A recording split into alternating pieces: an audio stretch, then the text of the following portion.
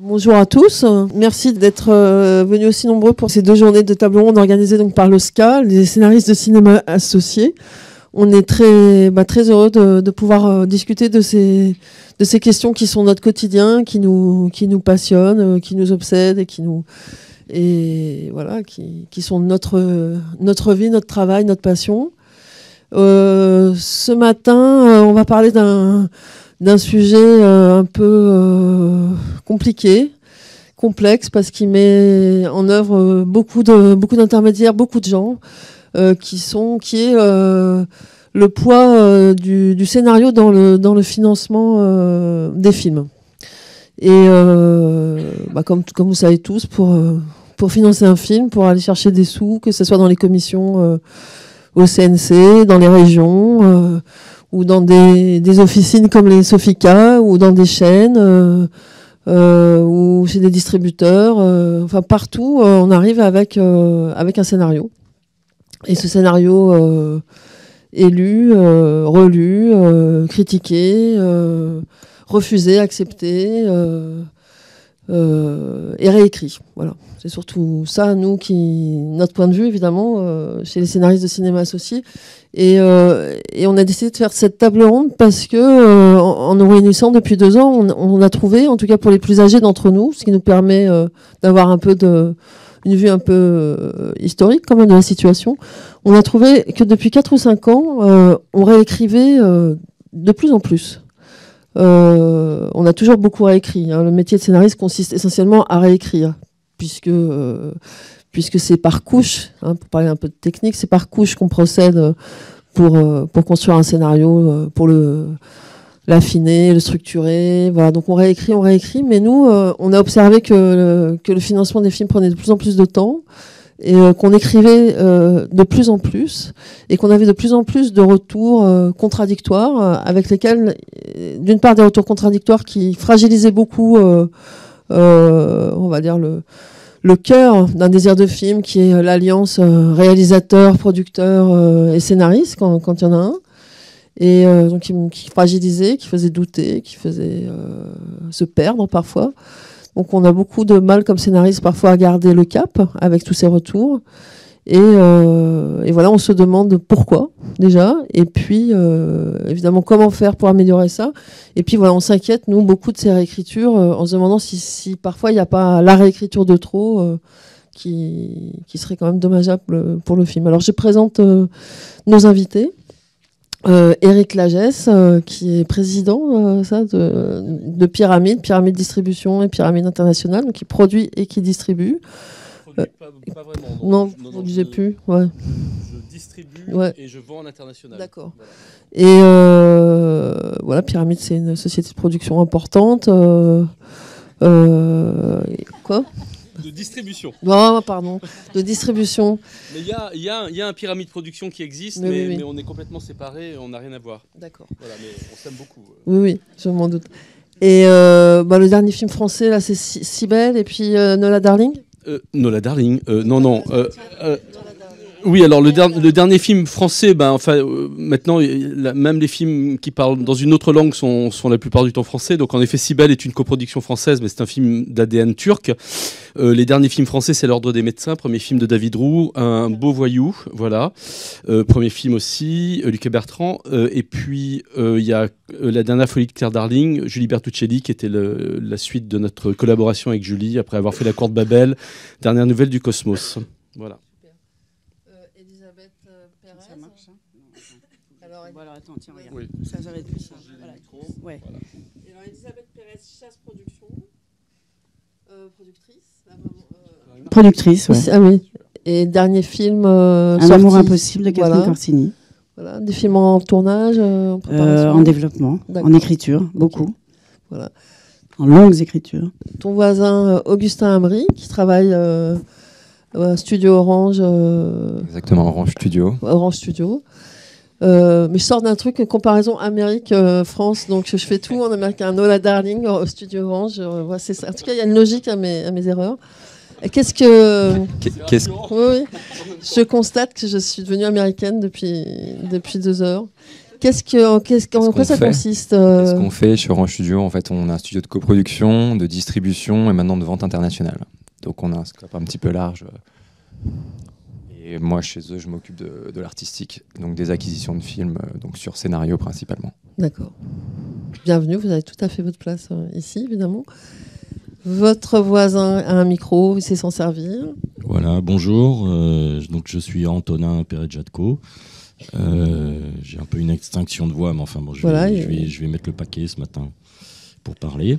Voilà, donc j'ai réalisé 2 longs métrages, plusieurs courts métrages, mais en tout cas les 2 longs métrages. Donc le premier qui est sorti en 2013, qui s'appelait La fille du 14 juillet, et puis le second, La loi de la jungle, qui est sorti en 2016, je crois. Et en ce moment, tu réécris?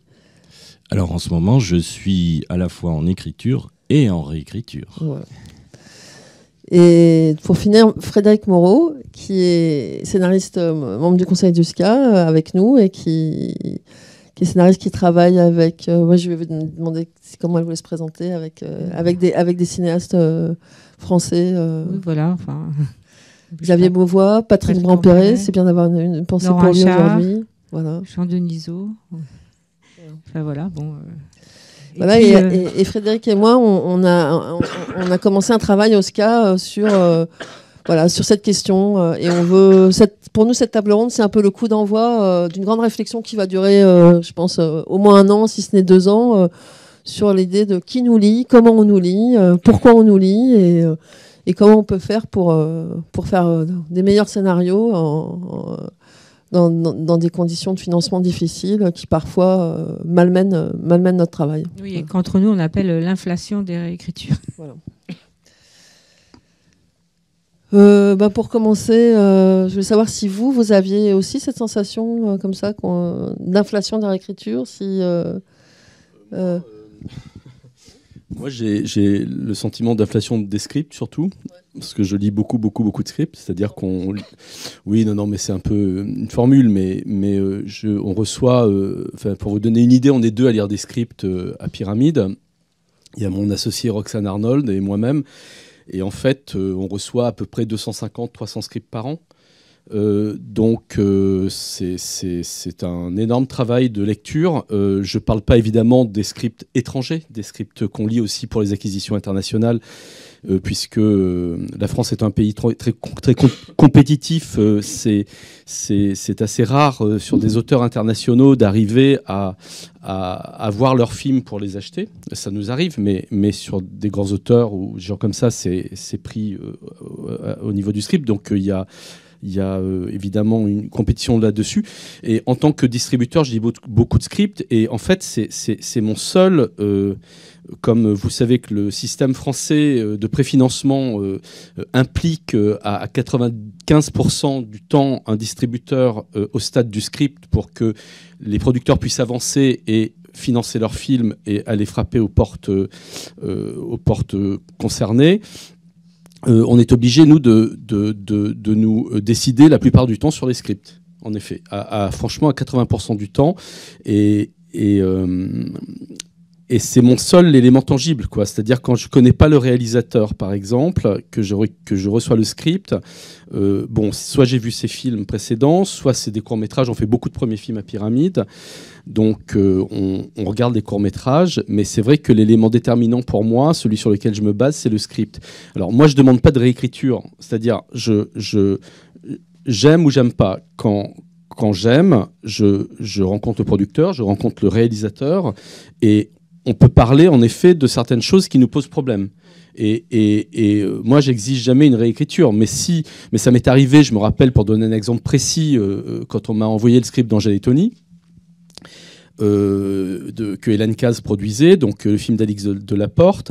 Moi, je connaissais pas du tout Alix, hein. J'avais vu ses courts-métrages, donc j'avais fait ce travail-là. J'avais lu le script que je trouvais un peu brinque-ballant, mais je trouvais qu'il y avait quelque chose de fort dedans. Et j'ai voulu rencontrer Alix déjà pour pour voir sa personnalité.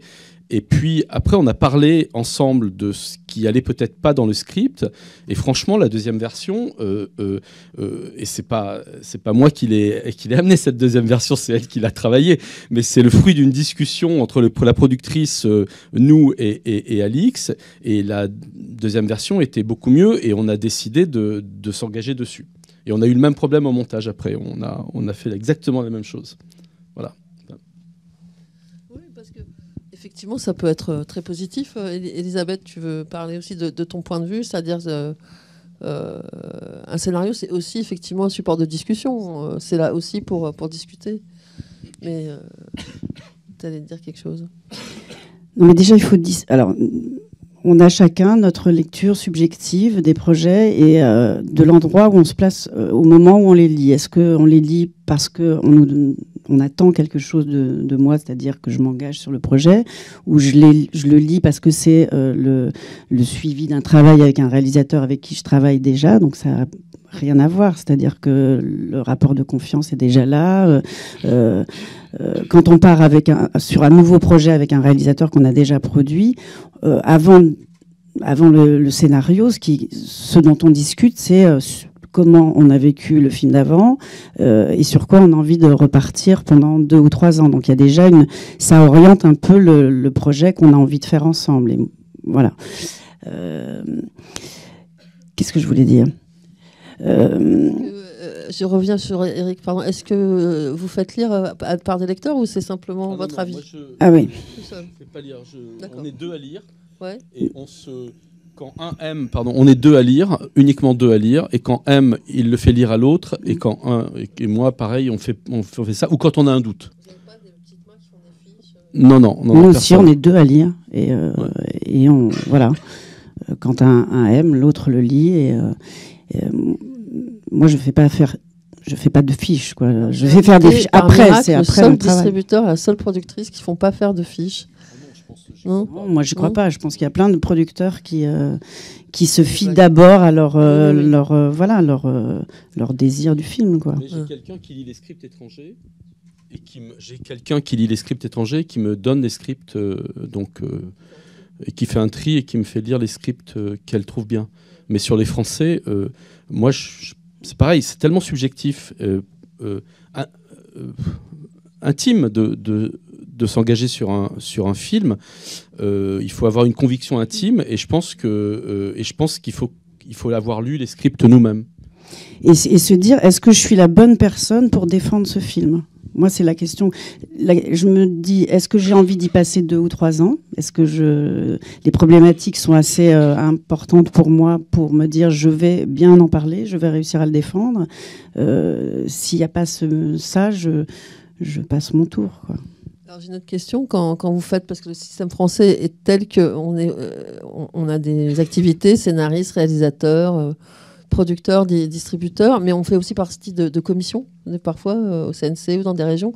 Est-ce que votre lecture, quand vous faites partie de commissions, est différente ? Enfin, moi, j'ai pas fait partie de beaucoup de commissions. Enfin, j'ai jamais jamais fait l'avance sur recette. Je l'attends comme un coup près, un de ces 4. Mais bon, voilà. Mais non, elle est moins impliquée, évidemment. Elle est moins impliquée. Mais peut-être qu'elle est plus libre. Elle est plus libre. Peut-être qu'elle est plus libre. Aussi, oui. Augustin ? Donc, vous lisez aussi des scénarios toute la journée ? Exactement, on en lit beaucoup. Nous, on est 2, maximum 3 à lire, en fait, pour faire une première phase de tri. Donc, en tout cas, je partage le même avis qu'Eric. Par jour, 2 ou 3 Oui, ça dépend, en fait, des périodes. Il y a des périodes, en fait, où on en reçoit énormément, donc on passe nos journées à lire. D'autres, on en reçoit un peu moins, donc on peut faire aussi d'autres choses à côté, ce qui est pas désagréable. Non, ce qu'il y a, c'est qu'on remarque, nous aussi, on reçoit entre 450 500 scénarios par an, donc ce qui est énorme. Et plus qu'une inflation de la réécriture, moi, c'est vrai que c'est plutôt ça, cette inflation du nombre de scénarios. Et je pense que c'est intimement lié au fait que c'est un élément de réponse, en tout cas, de se dire, on reçoit reçoit beaucoup de scénarios. Toutes les semaines, on voit qu'il y a énormément de films qui sortent, beaucoup qui disparaissent s'ils ne sont pas dans les 3 premiers du classement. Donc j'ai l'impression que ces demandes de réécriture qui me concernent pas, moi, ni Orange Studio directement, sont plutôt un moyen, sont plutôt une réponse peut-être des producteurs vis-à-vis de leurs auteurs pour leur dire en fait ça ne marche pas là, on nous a refusé le film, essayons de réécrire. Mais c'est pas des ordres, en tout cas voilà. Non, moi je parle de mon point de vue. En tout cas, nous c'est comme ça qu'on perçoit les choses. Donc on en lit beaucoup. On a des lecteurs, mais qui n'interviennent pas directement dans le choix des films, c'est-à-dire qu'on lit tous les films qu'on reçoit. Qu'est-ce qu'ils font les lecteurs ? Les lecteurs en fait font ces fiches qui nous permettent ensuite en interne de faire circuler les informations, notamment aux différents départements internes, de savoir de ce dont il s'agit. Tout le monde n'a pas le temps de lire et on aime bien tenir au courant les différents départements, que ce soit le marketing, que ce soit la vidéo, que ce soit les ventes télévisuelles aussi, les ventes internationales aussi. Et donc du coup, ensuite, quand un projet, on va dire, soulève notre intérêt et qu'on obtient l'aval de notre directeur général, David Kessler, une fois qu'on obtient cet aval, en fait, on passe à une phase qui est la phase de financement, enfin de voir comment est-ce qu'on peut positionner le film financièrement. Donc c'est vrai que la vie artistique compte énormément. On va pas partir sur un projet, on va pas proposer de partir sur un projet si on n'a pas un coup de cœur pour ce projet. Après, là où nous c'est un petit peu différent, peut-être notamment de Pyramide, c'est que nous on peut intervenir à différents moments. On peut intervenir en effet en amont quand il n'y a pas de distributeur. Après, comme on n'a pas d'outil de distribution intégré, ça nous arrive très souvent de partager le risque de distribution avec un distributeur qui aime déjà le projet.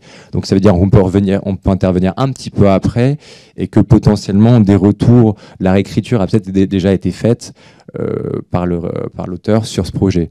Nous, ce qu'on peut donner quand on aime un projet, c'est des directives, c'est même pas des directives, c'est plutôt qu'est-ce qu'on aime un petit peu moins, qu'est-ce qui serait intéressant de soulever un petit peu plus, d'augmenter le curseur sur quelle partie du projet. Après, on n'a pas ce poids décisionnaire de dire faut absolument changer ça, sinon on n'ira pas sur le projet. C'est oui ou non finalement sur un projet et c'est un simple avis, un simple conseil à prendre ou à laisser.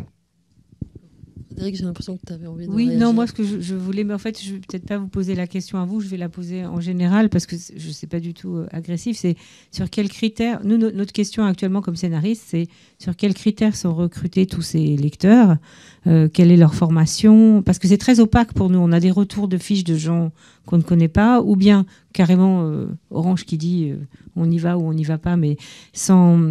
Vous lisez tout ou vous avez des lecteurs qui sélectionnent pour vous ? Non, on lit tout. On lit tous les lecteurs, comme je le disais. En fait, on a un système de comité d'investissement qui valide en fait les scénarios que nous on veut soutenir ou les scénarios qu'on veut rejeter. Et en fait, ces fiches permettent d'informer tout le monde. Mais c'est-à-dire que la décision de partir sur un scénario se fait sur lecture de nous, département artistique, sur lecture de David Kessler et absolument pas sur l'avis des lecteurs. D'ailleurs, très souvent, on se rend compte que les lecteurs, en fait, donc ce sont des scénaristes, des réalisateurs. J'ai un ancien agent, c'est en tout cas des gens de la profession, mais du coup qui ont un avis qui est parfois un peu différent du nôtre, dans le sens où nous, on a un avis de marché également. Et c'est vrai qu'on se base sur un scénario, mais qui est renforcé ensuite par des critères tels que le réalisateur, qui est le casting aussi présent sur le projet. Ça ne veut pas dire parce qu'il n'y a pas de casting, on ne fera pas le film, mais en tout cas, ce sont des éléments qui sont pris en compte dans l'appréciation financière d'un projet et de quelle manière on peut se positionner, jusqu'où on est prêt à aller en termes financiers pour investir sur ce projet. Et donc, en tout cas, voilà, c'est pas parce qu'un lecteur va aimer un projet qu'on va faire le projet, c'est pas parce qu'un lecteur n'aime pas le projet qu'on ne va pas le faire, bien au contraire. On va dire pourquoi des lecteurs Si vous voulez. Non, mais c'est pas. Oui, non, mais encore une fois, comme je vous dis, c'est vraiment pour en interne. Nous, on est une vingtaine au comité d'investissement. Pour avoir un document, finalement, c'est pour faire une fiche. C'est pour avoir un document. Et encore une fois, ce document ne représente absolument pas notre avis. Après, il indique quand même certains points. Et généralement, nous, on sélectionne nos lecteurs de manière à ce qu'on puisse les connaître, savoir qui ils sont, qu'on puisse connaître leur parcours, savoir quelles sont leurs affinités avec tel type de projet, tel type de genre. Ce qui nous permet d'avoir en tout cas une traçabilité écrite des projets qu'on a reçus. Après, heureusement, on a notre propre avis sur les projets. Et moi, personnellement, quand je refuse un projet à un producteur, je le fais très souvent avec un avis développé. Et en tout cas, moi, c'est ce que j'aime, parce que j'aime parler avec les producteurs, j'aime leur expliquer ce qui ne va pas dans un projet. Et très rarement, je refuse sans expliquer pourquoi. Donc pour moi, ça me paraît assez primordial. Et c'est comme ça que je perçois mon métier, quoi. Alors, ce qui est particulier un peu avec vous, Pyramide ou Orange, enfin, ces structures, c'est que vous avez d'une certaine façon une ligne éditoriale. C'est-à-dire, on peut, nous, auteurs ou producteurs, se dire, bon, ce film-là, c'est pour Pyramide, ou c'est vraiment pas pour Pyramide, ou Orange, ça va leur plaire, etc. Donc, c'est quelque chose qui est plus agréable, évidemment, pour les auteurs et pour les producteurs, de savoir à qui on s'adresse. On a, en tant qu'auteur et de producteur, d'autres structures qui financent les films, qui sont plutôt des choses opaques et un peu confuses, qui sont tout ce qui est commission, avance sur recette ou région, qui ne donnent pas, qui n'affichent pas de ligne éditoriale ou des lignes éditoriales extrêmement. Je voudrais qu'Antonin y parle parce qu'il a. Donc ça, nous, on a face, en tant qu'auteur ou réalisateur, on est face à tout un ensemble de guichets. Donc vous représentez finalement des guichets très, très affirmés, très identifiés, très identifiables. Et c'est pas les plus douloureux, évidemment, pour nous. En revanche, il y a ce système français où tout le monde est jugé parti et où on va commencer à... Effectivement, on a des retours sur les scénarios de plus en plus mystérieux aussi, avec en plus le problème des présélections et des plénières et des étages. Antonin, un petit mot là-dessus, s'il te plaît. Oui, alors... Effectivement, concernant les retours qu'on peut avoir dans les commissions, dans les régions ou même ici au CNC, là encore, les lecteurs sont quelque chose de gens très mystérieux. Enfin, en tout cas pour vous faire passer en plénière, hein, par exemple. Puisque après, comme les noms sont publics, on sait à qui on a affaire. Et c'est toujours un petit peu le tiercé en se disant, bon, il y a un tel, il y a quelqu'un d'autre, je sais que machin, il dépose aussi. Voilà, on fait ses calculs et puis on voit si on est gagné ou pas à la fin.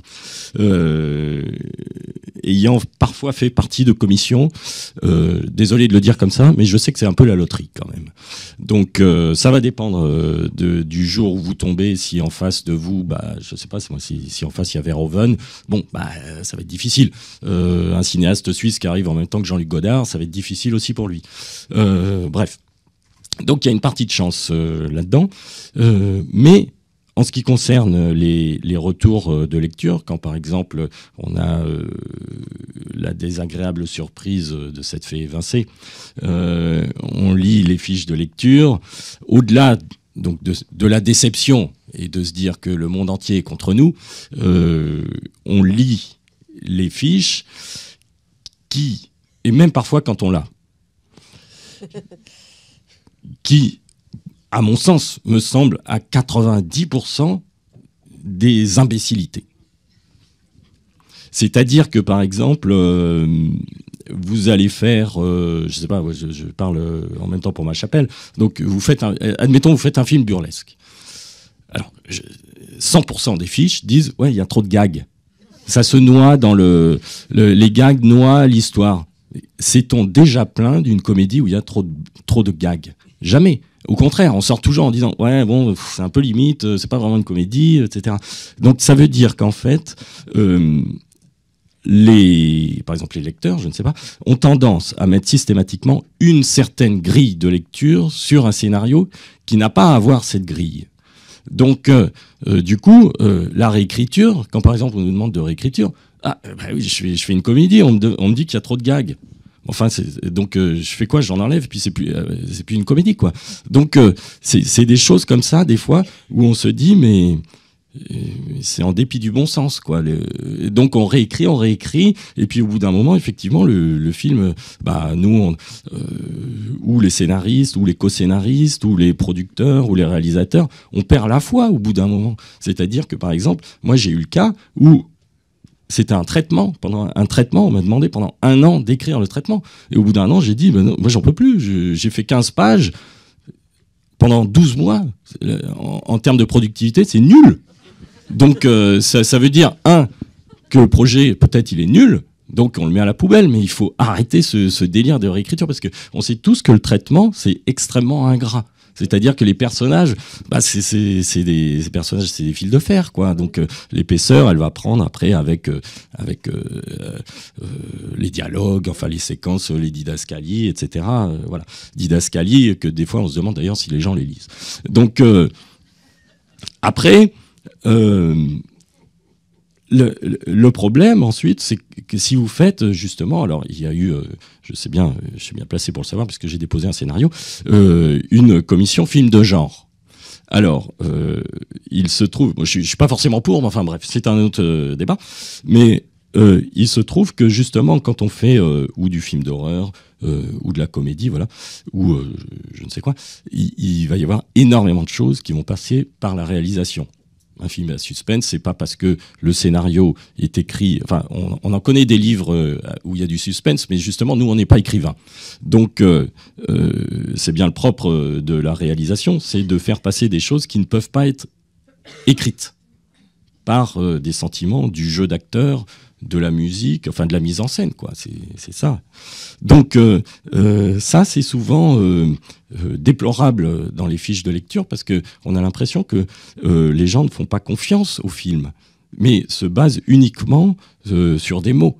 Or, on sait tous que le scénario, c'est un outil de travail avec des mots et que le film, c'est autre chose. Moi, je ne suis pas complètement d'accord avec toi en tant que scénariste, Antonin. C'est-à-dire, moi, je pense que la mise en scène, elle peut s'écrire, en tout cas se transmettre. C'est-à-dire, je pense que nous, en tout cas, scénaristes de cinéma, c'est ça qui nous intéresse. Oui. C'est de travailler avec des metteurs en scène et d'essayer aussi, des fois, par le style. Enfin, oui, bien sûr. Voilà.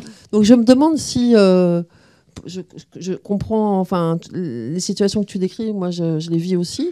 Mais moi, ma question, c'est est-ce que la mise en scène ne peut pas s'écrire ou est-ce que la mise en scène ne sait plus se lire? Voilà, c'est...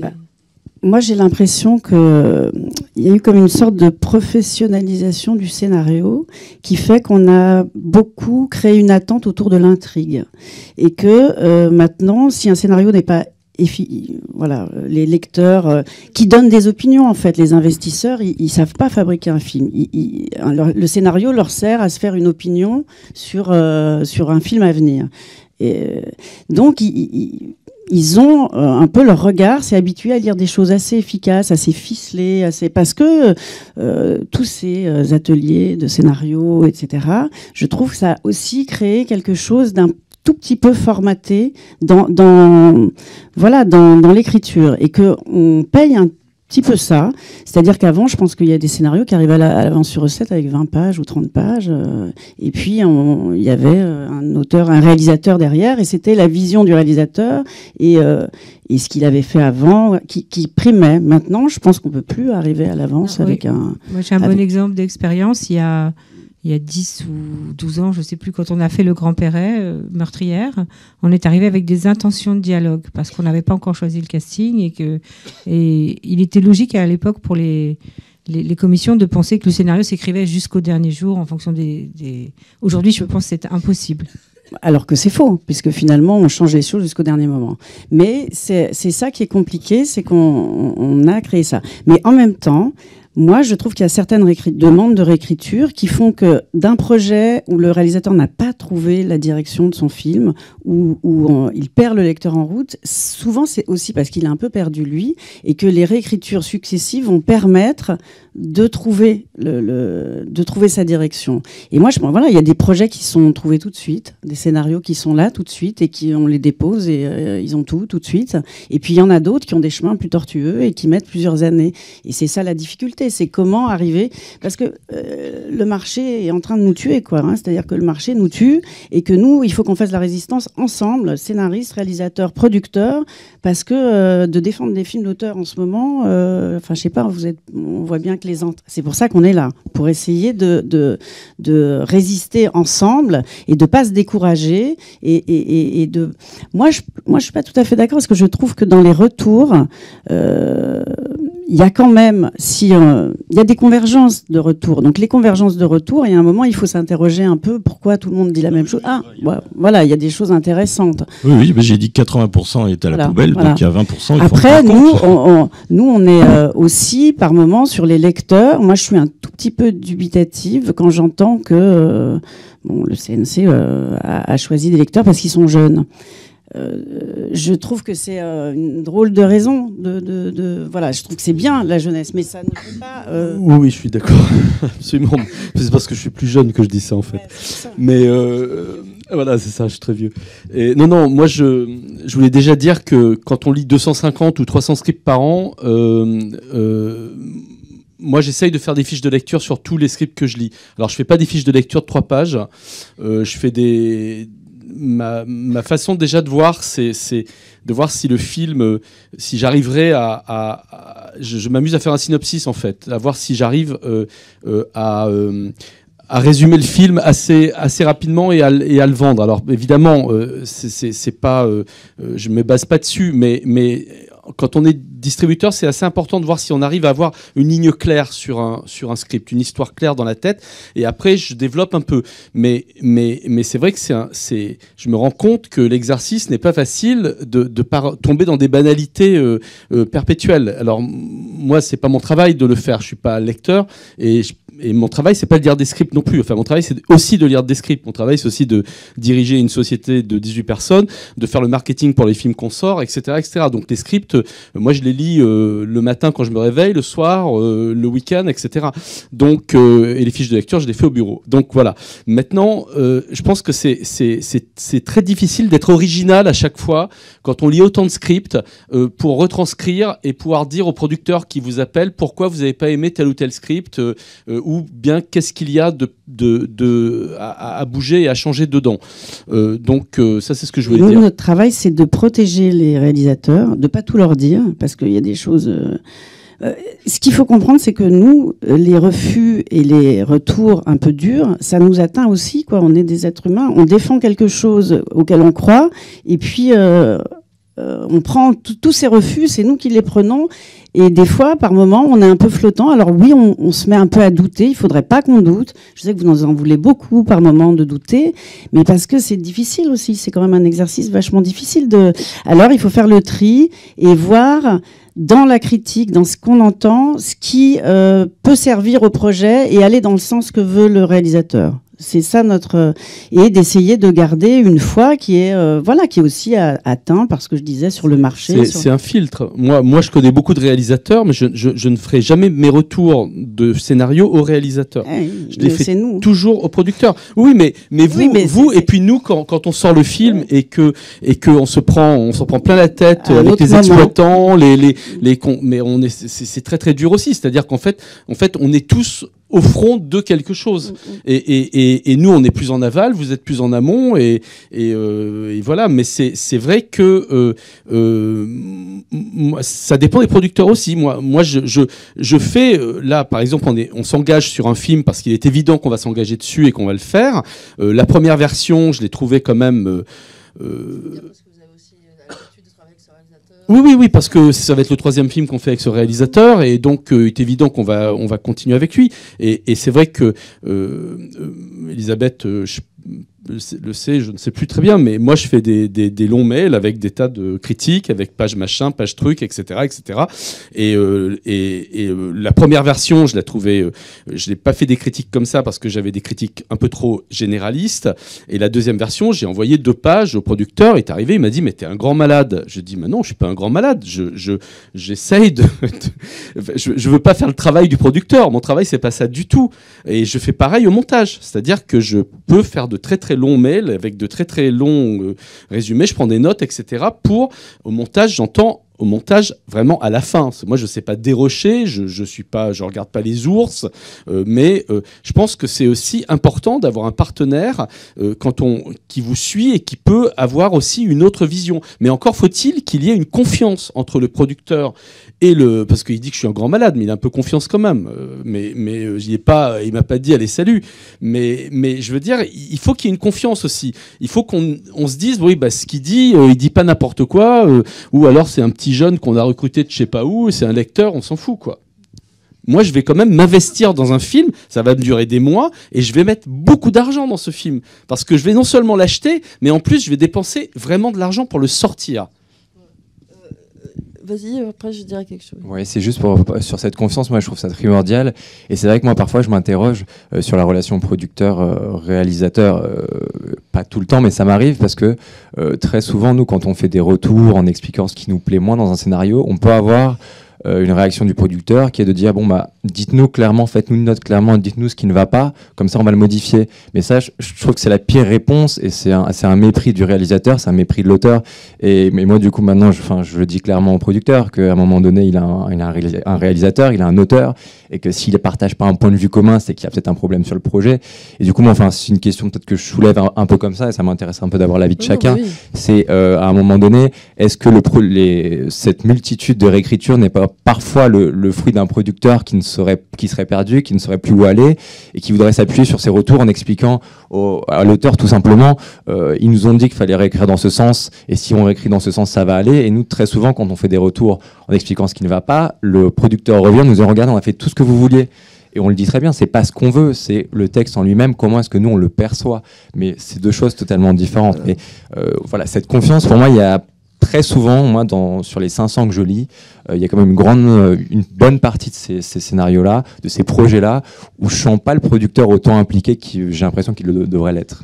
Ah bon, ça, je ne parlerai pas pour eux, mais je voudrais déjà parler un peu au nom des auteurs, c'est-à-dire, c'est gentil de nous faire des mails, de nous dire ce qui ne va pas.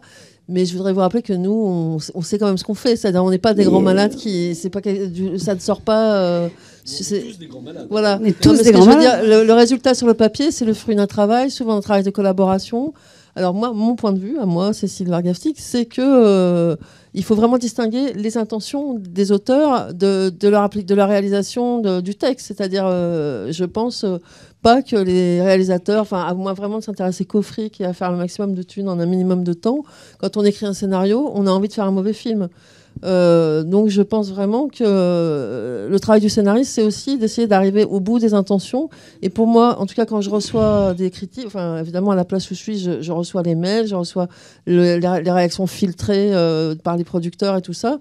Le travail qu'on doit faire aussi ensemble avec le producteur, voire avec le distributeur quand c'est le cas, c'est d'essayer de démêler dans toutes ces critiques ce qui est de l'ordre de la critique des intentions, c'est-à-dire est-ce qu'il y a trop de gags dans une comédie, là c'est un problème vraiment lié au projet du film, ou ce qui est de l'ordre on va dire du projet qui n'est pas passé, du travail qui n'est pas abouti, où on s'est mal fait comprendre, tout le monde a compris ça, on voulait dire autre chose. Bon, il faut rectifier, donc voilà, c'est de poser les problématiques. C'est un travail aussi d'analyser les problématiques, c'est-à-dire qu'à un moment, parfois, les auteurs, les réalisateurs pensent qu'ils sont compris, qu'ils sont lisibles, et ils ne sont pas lisibles. Donc, s'ils sont pas lisibles, eh ben, il faut, voilà, c'est tout le travail, votre travail, d'essayer de faire que les intentions soient comprises. Je pense que oui, c'est ça. Je pense que ce qui est après, il y a c'est ça, c'est-à-dire le procès d'intention. Voilà. Après, les chaînes de télé, elles ont des cases à remplir et elles cherchent voilà, donc il faut pas essayer de répondre à ce qu'ils veulent, enfin on s'en fout, enfin si on commence à se voilà, ils disent oui ou non, et sur France Télé en ce moment ils cherchent des comédies de marché, donc voilà, si vous leur amenez un film d'auteur pointu, ils vous le jettent à la figure, mais vous n'allez pas vous décourager à cause de ça, il faut le faire autrement. Donc après pour moi, ce qui est en danger dans la relation actuellement réalisateur-scénariste, c'est la non prise en compte, alors sauf pour certains réalisateurs dont on sait du projet de réalisation. C'est-à-dire, c'est comme si c'était le règne d'une certaine dramaturgie. Et par exemple, je pense souvent à Ruiz et à son hostilité à la théorie qui disait qu'il ne fallait pas des conflits, etc. Il n'y a plus de place pour ce type de cinéma. C'est-à-dire, c'est comme si on ne considérait plus un film, c'est pas un scénario, c'est un film. Et donc, en fait, la place de la mise en scène n'est plus prise en compte. Le projet de mise en scène n'est plus pris en compte. Mais nous, je sais pas, moi, quand je lis un script, je suis pas metteur en scène et je serai jamais metteur en scène, hein, donc c'est très clair. Mais quand je lis un script, je vois, à force de le lire, je sens la mise en scène. Je vois s'il y a du cinéma ou pas. Par exemple, voilà, quand j'ai lu 120 battements par minute, que je n'ai pas fait, je trouvais que j'avais vu les films de Robin avant et je trouvais qu'il y avait beaucoup de mise en scène dedans. Je trouvais qu'il y avait vraiment du cinéma. Je sentais beaucoup de cinéma, ça foisonnait, c'était fort et tout. Après, bon, j'ai fait un choix de trouver que j'avais peur que ce soit trop niche, j'avais peur que ce soit trop, etc. Et du coup, bon, on n'y est pas allé. Donc oui, mais on est plusieurs. Hein. Y en a que un qui l'a pris. Hein. C'est toujours comme ça. Hein. Là, je cite un exemple. Il y en a d'autres plutôt. Ils me sont plus favorables, mais c'est ça aussi, c'est-à-dire c'est se planter aussi. Et après, moi, la question que je me pose et que j'aurais jamais de réponse, je trouve le film est formidable, mais est-ce que si Cannes ne l'avait pas pris en compétition et que ce film aurait été sur la Piazza Grande à Locarno, est-ce qu'il aurait eu la même ampleur? Est-ce qu'il aurait eu le même succès? Est-ce que tout ça, c'est des vraies questions qu'on peut se poser réellement. Mais moi, en tant que distributeur, je n'ai que le script. Je n'ai rien d'autre. J'ai les cours. Tu as les films qu'a fait le réalisateur avant, bien sûr. Non, mais évidemment. Le casting, la solidité du projet, les problématiques. Évidemment. Je veux dire, je peux aller sur, mais je suis déjà allé sur des scripts que je trouvais un peu moyens, de réalisateurs que je connais, avec qui j'ai déjà travaillé, en qui j'ai confiance, et le film était un peu moyen. Je dis pas que le script sera toujours... Moi, j'ai rarement vu... Ça, c'est arrivé, mais j'ai rarement vu de mauvais scripts donner de bons films. C'est assez rare. Après, évidemment, il faut faire confiance à plein d'autres choses. Alors, nous, on fait beaucoup de premiers films, donc on peut faire confiance à quoi? Au cours et au mec qu'on a en face et qu'on rencontre et voir un peu ce qu'il a dans le ventre et si vraiment on peut aller avec ou pas. Et c'est sa manière de parler du projet. Moi, ce qui me décide, c'est la manière dont le réalisateur parle de son projet, la manière dont il incarne son projet. Et c'est là. Oui, de toute façon, c'est vrai qu'il y a 1000 contre-exemples. Donc, c'est toujours délicat de parler parce que des films avec le contre-exemple, c'est des films avec un script génial qui donnent des films pourris. On en a tous vu. Donc c'est vrai qu'au bout d'un moment, on se dit faut y aller quoi. Le film vous plaît, enfin même si le scénario peut avoir des faiblesses, c'est vrai que des fois ça donne envie d'y aller quand même. Enfin je sais pas. Je parle en tant que lecteur dans les commissions. La commission dans laquelle maintenant c'est fini, j'ai siégé, c'était la commission du court métrage. Donc j'étais en plénière au CNC. Il se trouve que, alors comme ça dure 2 ans, ce qui est intéressant, c'est que au bout d'1 an, on voit les films. Donc à qui on a donné de l'argent et parfois à ceux à qui on n'a pas donné d'argent. Donc c'est toujours intéressant. Donc il n'y a évidemment pas de règles, hein, puis ça se saurait.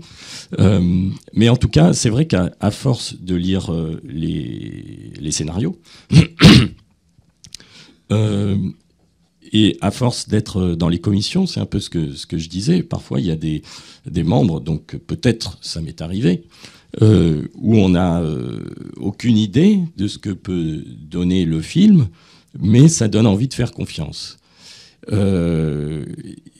Plusieurs fois ça nous est arrivé avec l'autre réalisateur qui est dans la commission avec moi, d'avoir envie, parce qu'on voyait son court-métrage précédent, de donner de l'argent à un réalisateur, parce que si le scénario n'était pas terrible, on se disait, il y a un film derrière. Il l'a jamais eu. Ils n'ont jamais eu ça.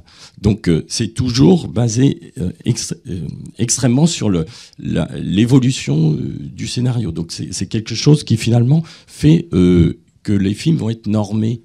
Exactement. Et donc il va y avoir oui, je vous entends depuis le début dire un bon script, le scénario était bien, le scénario était pas terrible. Évidemment, j'ai envie de vous dire, mais qu'est-ce que vous en savez? C'est-à-dire, qu'est-ce que c'est pour vous un bon scénario? Moi, je dis pour moi, un bon scénario, c'est un scénario qui permet au metteur en scène de faire la mise en scène dans laquelle il s'exprime le mieux. Mais c'est un bon script. Enfin, on est dans un monde subjectif. Et moi, je vois des films tout le temps, même au cinéma en tant que spectateur. Parfois, je trouve que c'est un film formidable, et puis je suis à côté de quelqu'un qui me dit c'est un film épouvantable. Donc ça, c'est très subjectif. Il se trouve que moi, j'ai une boîte, je la gère, c'est la mienne, c'est ma ligne avec celle de Roxane, et c'est un bon scénario pour nous. Et peut-être que ce sera un bon film pour nous, et peut-être que ce sera pas un bon film pour d'autres. Moi, j'ai des films, je sais pas, par exemple, Les Ogres, par exemple, de Léa Fener, pour moi, c'est un scénario magnifique, c'est un film absolument magnifique, c'est un des plus beaux films que j'ai sorti, je pense à Pyramide, il n'y a pas un festival qui l'a sélectionné. Donc ça aussi, donc on est totalement dans le subjectif. Et peut-être qu'il y a des gens qui ont détesté les ogres. Moi, je pense à un film que j'ai produit qui s'appelle Max et Lenny, un premier film, un premier long. Il n'avait rien fait, il était premier assistant, il avait fait un court-métrage qui n'était pas terrible. Et la première version du scénario qu'il m'a amené, c'était ni fait ni à faire, mais il m'a amené des photos, des repérages qu'il avait fait à Marseille. Et voilà, moi, je me suis dit, là, voilà, il y a 2 personnages, il y a 2 filles dans les cités qu'on n'a pas vues beaucoup, il y a cet endroit, et il y a son regard, lui, sur voilà, ces photos. Et on a bossé, et là, je me dis, les réécritures ont servi, parce que vraiment, d'un scénario qui était presque illisible, quoi, qui était vraiment pas bien, quoi. Il a travaillé comme un dingue pendant 3 ans, et voilà, le film est ce qu'il est, avec ses maladresses de premier film. Mais il y a ce que j'avais senti dans les photos de ce regard qu'il a sur les choses, cette espèce de poésie qu'il a sur les choses. Et ben, c'était là dans ces photos, c'était pas dans le scénario de départ. Bon, alors là, avec Eric et Elisabeth, on a vraiment des représentants du cinéma indépendant, porté par des personnalités, par un goût subjectif. C'est super, mais ça n'est pas le seul. Le cinéma n'est pas fait que de gens comme vous. Alors, c'est là que j'interviens, c'est ça? Voilà. Non, mais c'est-à-dire, moi, je trouve. C'est pas ça. C'est-à-dire, mon point de vue, c'est que tant qu'on connaît la ligne éditoriale, que ce soit le goût de quelqu'un ou une certaine loi du marché, moi ça va. Enfin, je veux dire, on sait à qui on a affaire.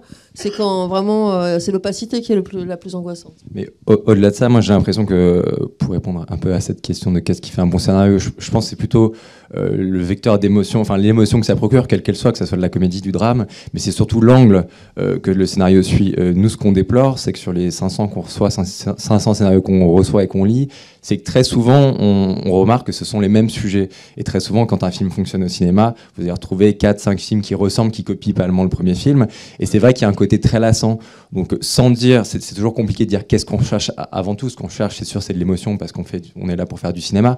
Mais avant toute chose, c'est un angle qui nous fasse dire, tiens, ça, je l'ai jamais vu sur ce sujet. Tous les sujets ont toujours été traités 15 000 fois. C'est toujours les mêmes sujets qui sont là. Mais c'est qu'est-ce qui fait que cet angle, tout d'un coup, va nous intéresser parce qu'on l'a jamais vu. Et nous, typiquement, enfin, un film dont on est fier, c'est vrai que c'est les Chatouilles d'Andrea Bescon et Éric Métayer. Quand les producteurs sont venus nous l'amener, c'est vrai que c'était un film qui n'était pas évident, qui était assez dur. On avait vu la pièce qui était en effet assez tangible, enfin, qui nous a convaincus de la puissance émotionnelle de ce projet. Après, quand on a lu le script, on s'est dit attention, il ne faut pas que ça soit du théâtre filmé. Donc, est-ce qu'on fait le pari que les 2 réalisateurs qui n'avaient jamais fait de cinéma vont être capables de transformer ça en un film?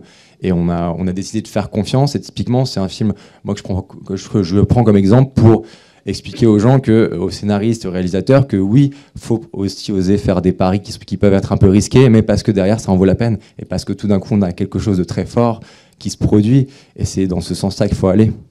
Alors ça, c'est intéressant parce que ça permet de parler aussi d'une autre idée. On aborde un peu tout, on résout rien, comme vous voyez. Mais il y a des questions déjà, mais on va terminer. Comme Frédéric parlait de Ruiz et aussi d'une certaine... un certain conformisme maintenant de la narration, de l'intrigue, on favorise évidemment, si on favorise une lecture qui provoque une émotion, c'est vrai qu'on va favoriser des films à intrigue, des films à personnages. Tout le cinéma n'est pas fait que de ça. Et là, quand tu parles des Chatouilles, je me dis, il y a aussi quelque chose moi, que j'ai observé depuis quelques années, c'est qu'on va favoriser des films avec des sujets. C'est-à-dire des sujets, mais c'est pas péjoratif, il y a des très bons films sur des sujets, mais il y a aussi des très bons films qui ne traitent pas de sujets, qui racontent des histoires ou qui proposent des formes ou qui proposent des aventures visuelles qui peuvent être très émouvantes, enfin provoquer des émotions. Donc je pense que nous, on observe une sorte quand même de normatisation et des modes de récit qui sont des intrigues, c'est-à-dire qui vont vers des résolutions et de la nécessité de plus en plus oppressante comme ça de traiter des sujets, les dossiers de l'écran quand j'étais petite, quoi, un peu.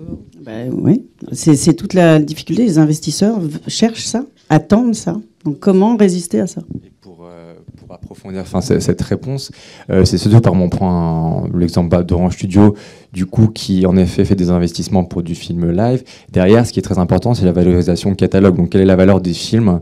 Et c'est un élément qui est complètement pris en compte dans notre politique d'investissement. C'est-à-dire que la frustration, nous, on est les premiers frustrés au département des acquisitions, quand parfois on tombe sur un projet qui est super, qu'on trouve que c'est extrêmement efficace, que le scénario nous émeut, et peu importe qu'il y ait une intrigue ou pas finalement, mais qu'on aime le scénario. Et c'est vrai que nous-mêmes, on fait face en fait à cette barrière, on peut l'avoir comme ça parfois, qui est le financier, et à quel point en fait, mais en même temps c'est logique, c'est-à-dire qu'on est dans un groupe, il y a des investissements qui doivent avoir une certaine rentabilité, sinon ça ne marche plus, et si ça ne marche plus, il n'y a plus de financement, mais c'est à quel point on peut prendre le risque d'aller, jusqu'où on peut aller pour financer un film qui a priori ne serait pas derrière apprécié par la télévision notamment.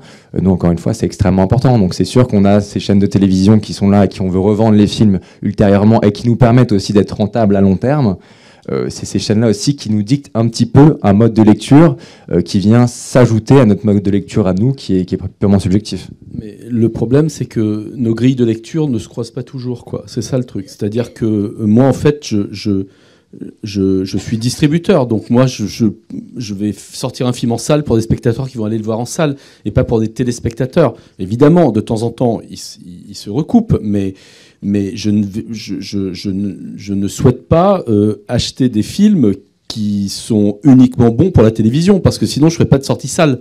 Donc le système de préfinancement aujourd'hui en France, il a induit ça de plus en plus. C'est pour ça qu'en effet, je pense que Ruiz, c'est plus difficile aujourd'hui à faire.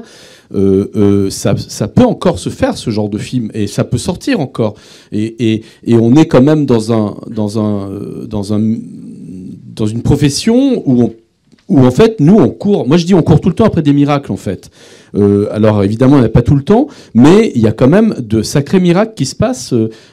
Quand moi, je fais Petit Paysan, par exemple, je ne peux pas imaginer une minute, ça va faire 550 000 entrées.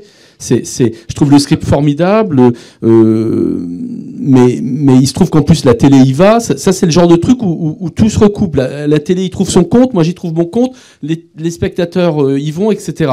Mais la plupart du temps... moi, ce qui est bon pour la télé n'est pas spécialement bon pour moi, quoi. Non, et surtout, il y a beaucoup plus de miracles du côté du cinéma d'auteur sous-financé avec un nombre d'entrées très étonnant que du côté du cinéma surfinancé qui, en fait, à 17 ou 22 millions, 1 million d'entrées, ce n'est pas du tout rentable. Donc, oui, moi, j'ai coécrit un film qui s'appelle Ce qui me reste de la Révolution. C'est un bon exemple parce que absolument personne n'en a voulu, ni l'avance, ni les régions, ni les chaînes, ni le distributeur. Voilà.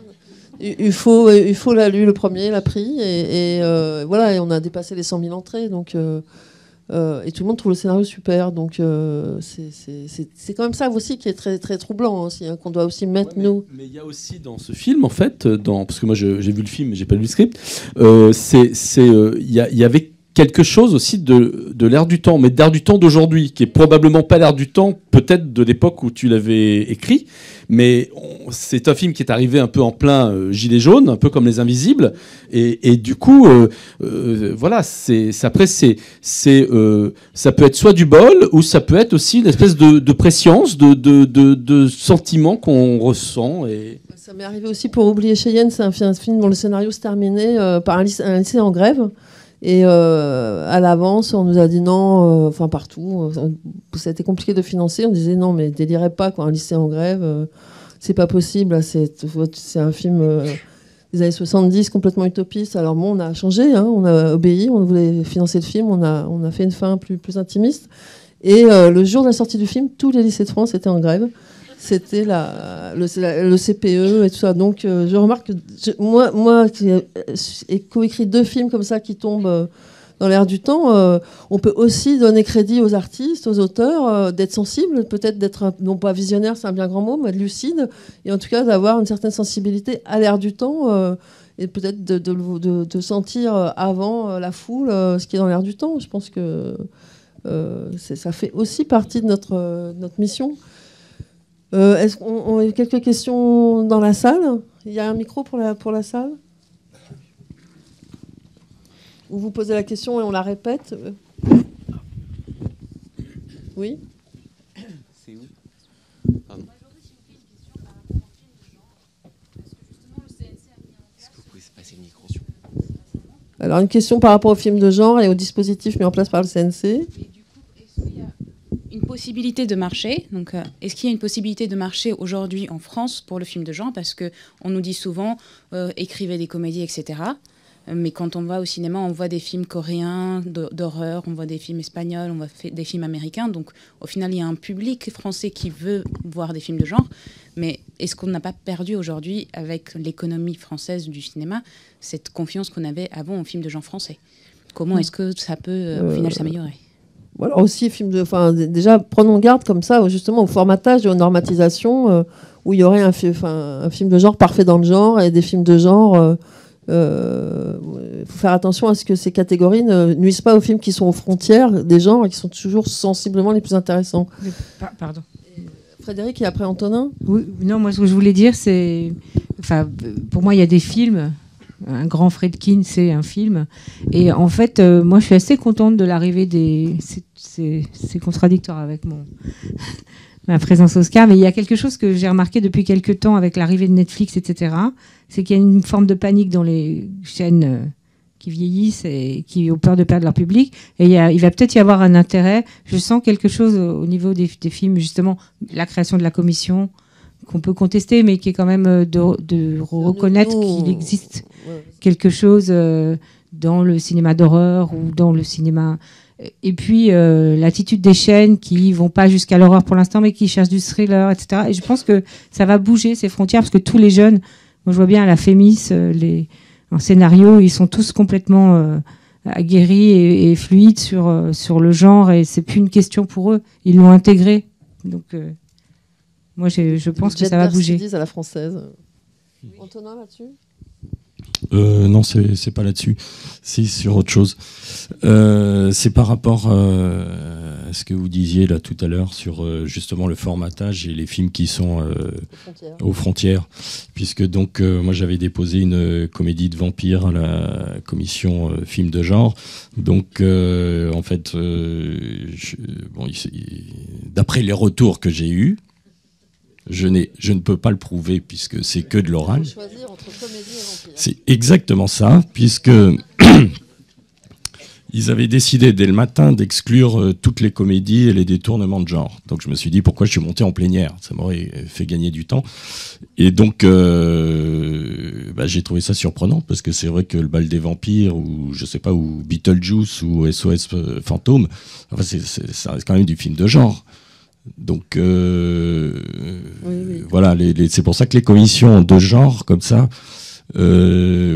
autant il y a 6 mois je trouvais ça bien, autant maintenant forcément et à juste titre j'en suis un petit peu revenu, parce que si c'est pour que la commission entre guillemets d'avance sur recette généraliste envoie les films de genre, ah bah non, ça c'est là-bas, je suis contre. Voilà. Et c'est arrivé à des gens que je connais qui avaient écrit justement un film de genre et on leur a dit non, ça c'est dans 2 mois, ce sera en décembre pour vous. Ça, c'est quelque chose et ils l'ont pas eu. Voilà, la SRF s'est mobilisée contre cette pratique, en fait, une sorte de démantèlement de l'intérieur de l'avance sur recette, qui serait plus ouverte à tous les films. Et parce que c'est incompatible, on peut pas avoir la commission film de genre et l'avance sur recette. Donc c'est un autre débat, mais c'est vrai que c'est quand même, ça n'empêche pas que c'est bien le film de genre et qu'il y a certains, comme dit Frédéric, la place commence à arriver. On peut pas cumuler les deux, mais on peut le déposer au-dessus. Oui, mais après moi je sais que quand même pour une fois que le CNC soit posé la question, je trouve ça bien en ce qui concerne l'horreur et le fantastique, parce que là sincèrement un film d'horreur avait quasiment aucune chance jamais à l'avance sur recette. Donc là pour une fois il y a eu une identification d'un problème, voilà. Oui, mais après on dit la même chose pour les comédies, et puis après on dit la même chose. Voilà, c'est-à-dire qu'il y a peut-être quelque chose à repenser de toute façon sur l'avance sur recette. C'est un vaste débat en tout cas sur l'avance sur recette ou sur d'autres commissions qui, sous prétexte qu'elles sont représentatives de la commission de la profession, n'annoncent pas de ligne éditoriale, tout simplement. Peut-être augmenter les dotations de l'avance et élargir aux films de genre. Enfin voilà, ça aurait été une solution. Logique, hein. D'autres questions?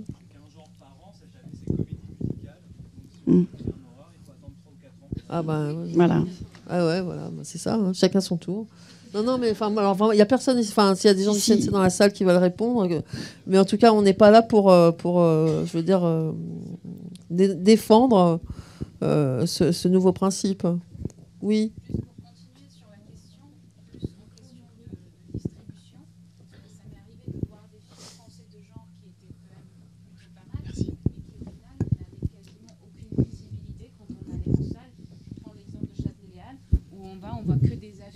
De comédie, donc je ne sais pas si on a entendu jusqu'ici. Quand on va à Châtelet-Les Halles, qui est quand même l'un des plus grands cinémas français en tout cas et européens.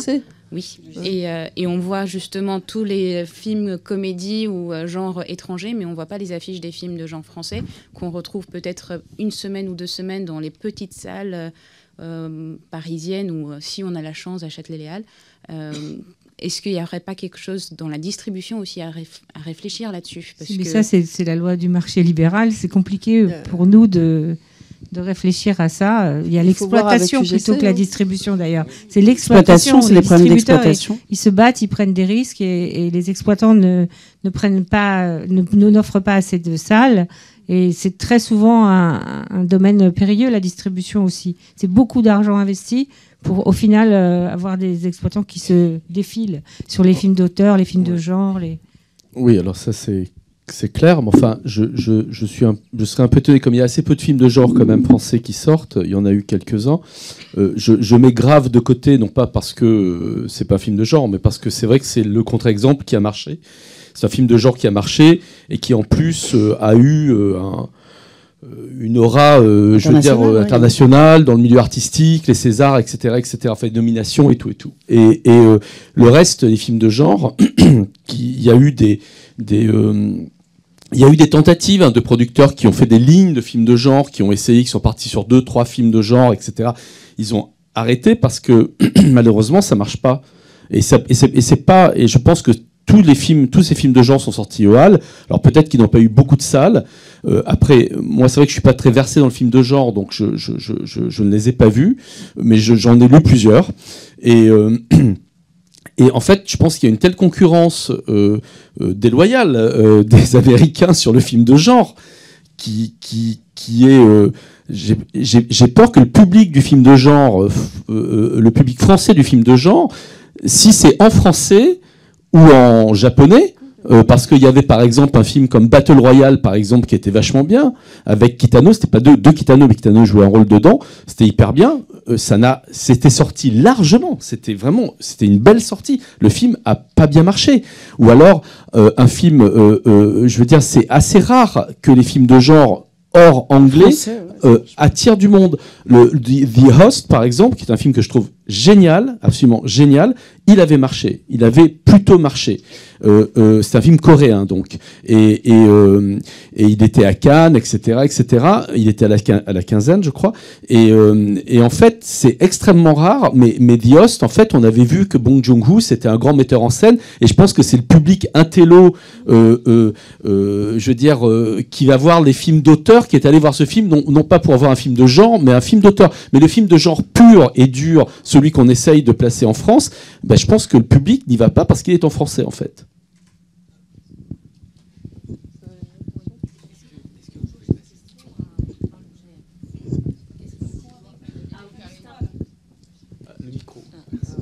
Bonjour, j'ai une question à Augustin Imbry. Est-ce que vous avez eu la lecture de 120 BPM, du scénario?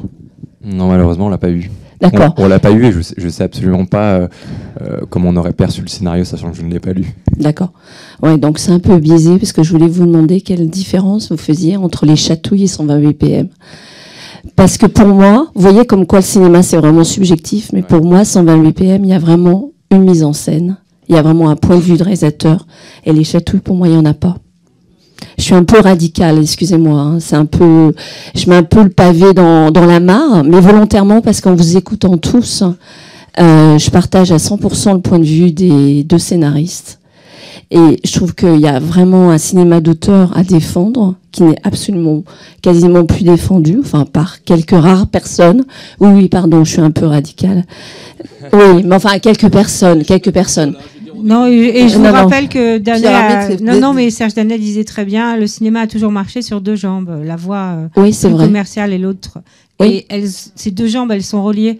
C'est-à-dire que, de toute façon, le principe du CNC et de ce qu'on récupère du billet sert à créer des films beaucoup plus... Non, je suis un peu... C'est une exception française parce qu'on la critique beaucoup, mais elle est très enviée de tous les cinéastes iraniens ou... Moi, j'ai fait quand même... pendant 13 ans, j'ai vendu des films à l'étranger. J'ai toujours une structure de vente inter. Et vraiment, je peux vous dire que les distributeurs étrangers, moi, je vois ce qu'ils vivent au jour le jour et leur difficulté de sortir des films d'auteur. C'est quand même... on est très privilégiés. Je vous avais tout à fait raison sur une chose, c'est que je trouve de plus en plus difficile de défendre des auteurs et de sortir des films d'auteur. Ça devient de plus en plus difficile. Mais on a quand même le CNC, qui est un gros soutien quand même dans notre travail quotidien. Enfin, moi, en tout cas, en tant que distributeur. Et puis, des salles d'arrêt-essai motivées, enthousiastes sur les films d'auteur et qui ont envie de les défendre. Et on est quand même, je ne sais pas, ne serait-ce que le syndicat du DIR, qui est le syndicat des distributeurs indépendants, on est 13. Il y a bien d'autres distributeurs qui sont dans d'autres syndicats. On est quand même, je ne sais pas, une trentaine, 35 distributeurs qui s'acharnent à sortir des films d'auteur entre 12 et 10 ou 15 par an quand même. Bon, mais un coup pas, j'ai été un peu dur. Effectivement, il y a évidemment des distributeurs, des producteurs qui soutiennent le cinéma indépendant. J'ai émis un point de vue volontairement parce que le cinéma est subjectif, vous l'avez dit très clairement, et c'est vrai, à la lecture d'un scénario. Par exemple, Les Chatouilles, c'est un film que personnellement, je n'ai pas aimé. Le film est basé uniquement sur un sujet de société qui est absolument primordial, qu'il faut évoquer. Mais pour moi, il n'y a pas de point de vue de réalisateur. Donc, je n'ai pas lu le scénario, donc je ne sais pas comment a été écrit le scénario, mais il n'y a pas de point de vue. Et ce qui me dérange, c'est qu'aujourd'hui, vous l'avez évoqué, il y a des films qui se montent sur des sujets de société, mais il n'y a pas de mise en scène, en fait. Et ce que disait Antonin Perret-Jacot, c'est vrai, c'est comment toutes les commissions et les différentes... toutes les commissions les lecteurs, peuvent apprécier cette dimension de la mise en scène.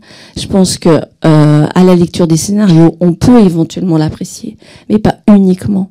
Et c'est là où c'est extrêmement compliqué pour un réalisateur qui travaille avec un scénariste d'arriver, justement, jusqu'au producteur pour sensibiliser à sa mise en scène. Alors, pour rebondir un peu sur ce que vous dites, donc moi je suis un peu le contre-exemple. Donc, à savoir par exemple pour la loi de la jungle, donc il y a eu Orange Studio et par exemple le distributeur, on trouvait pas. Ils sont arrivés en dernier sur le film. Il y avait déjà tout le financement, tous les acteurs. Ils sont arrivés en dernier avec 0 MG. Donc, maintenant, ça y est, je suis habitué, puisque déjà sur La Fille du 14 juillet, non seulement ils sont arrivés en dernier, mais ils sont arrivés quand le film était fait. Donc, voilà. C'était Sheila, d'ailleurs, ils ont très bien distribué le film. Non, c'était pas vous, non. Moi, je voudrais dire un truc sur la lecture de scénario. Donc moi j'enseigne et j'ai tant de coutume de dire à mes étudiants c'est plus facile d'écrire un scénario que d'en lire. C'est-à-dire je trouve qu'on a fait de la lecture du scénario une sorte d'activité simple qui s'apparenterait à la lecture loisir, comme on dit aujourd'hui.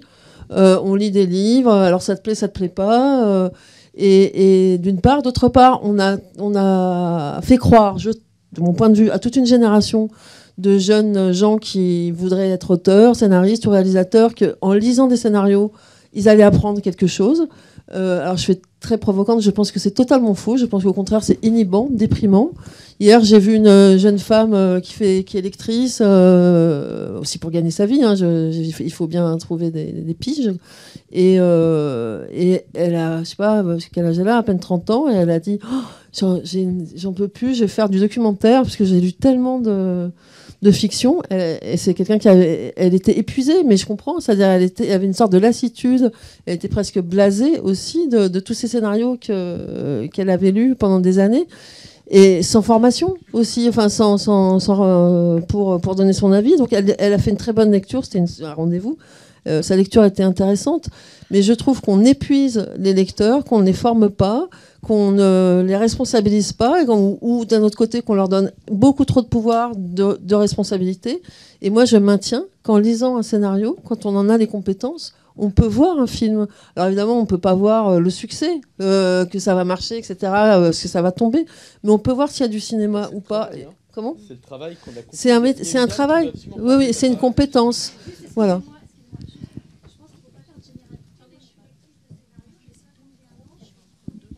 On n'entend pas. Attendez, on va vous donner un micro. Excusez-moi. Non, mais je ne veux pas faire de généralité du tout. Mais ce que je veux dire, c'est que il y a quelques années, lecteur de scénario, c'était pas un métier. Mais moi, j'aimerais poser juste une question. Je peux juste dire, je vais aller très court, très rapidement. Moi, je suis lectrice de scénario. Je suis également scénariste.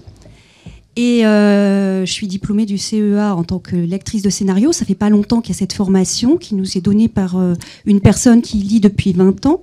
Avant, j'étais lectrice également pour des maisons d'édition. Je suis timide, hein, je n'aime pas parler. Voilà. Et je pense qu'il ne faut pas faire de généralité. Je pense que vous avez rencontré une lectrice parce qu'au bout d'un moment de lire, il y a des gens qui vont lire pendant 20 ans, puis il y a des gens, c'est juste effectivement une activité pendant une période de leur vie, et ensuite, comme dans tout métier, ils ont envie de faire autre chose. Mais je ne pense pas qu'on puisse dire qu'il n'y a pas de méthode ou qu'il y a de la subjectivité, parce que je crois qu'il faut connaître les règles du scénario pour s'en affranchir, qu'il faut être curieux, qu'il faut lire, mais pas lire que des scénarios. Pour être un bon lecteur, je pense qu'il faut lire des livres, il faut aller à des expositions, il faut rencontrer des artistes. Avoir vu des films. Il faut voir des films, mais j'ai pas fini. Il faut aussi aller. Je pense qu'on est un bon lecteur quand on est déjà cinéphile et qu'on regarde des films, des séries, qu'on s'intéresse à beaucoup de choses, et qu'un film, c'est quelque chose qui se fait avec plein d'auteurs. Et au lieu de taper sur mon film n'a pas été pris parce qu'il y a une mauvaise lecture, il faudrait peut-être plutôt être tous ensemble plutôt que de taper sur voilà, j'ai pas eu mon financement parce qu'il y a eu des mauvais retours. Il y a peut-être aussi, c'est pour ça que j'ai bien aimé la nuance et le propos de certaines choses. Mais je peux pas laisser dire certaines choses. Et les lecteurs, il y a autant de lecteurs qu'il y a d'êtres humains, et que de genres de cinéma et que de films, et qu'il faut rester sur cette diversité. Mais moi, je peux pas laisser dire que voilà, ce qui est dit par moment, c'est un point de vue. Moi, j'ai le mien. Et puis, je voulais juste donner mon point de vue pour dire que c'est beaucoup plus nuancé que ce qui a été dit. Moi, j'aimerais juste rebondir sur cette question des lecteurs. Je suis là. Des lecteurs opaques en commission. Moi, j'ai fait ça. J'étais lecteur opaque. Et après, j'ai eu des retours parce que j'ai déposé des scénarios. Moi, les retours que j'avais eus, c'était des retours très positifs, sans critique, mais je passais jamais, quand même. Donc c'est tout aussi absurde. Mais ma question, c'est qu'est-ce qu'on pense aussi de la rémunération de ces lecteurs ? Et au CNC, dans mon souvenir, c'était 30 € le scénario de long métrage. Sur les courts métrages, est-ce qu'il n'y a pas un souci à cet endroit-là, parce que ça prend absolument, du temps. Absolument. Ça fait partie des pistes de réflexion du SCA, en tout cas. Okay. Il y a une dame qui voulait parler depuis très longtemps. Moi, je suis une vieille. J'étais à l'Avance sur recette où j'ai lu l'accompagnement d'abord et ensuite j'ai lu aussi. J'ai produit, bref, je lis maintenant. Je lis énormément de scénarios.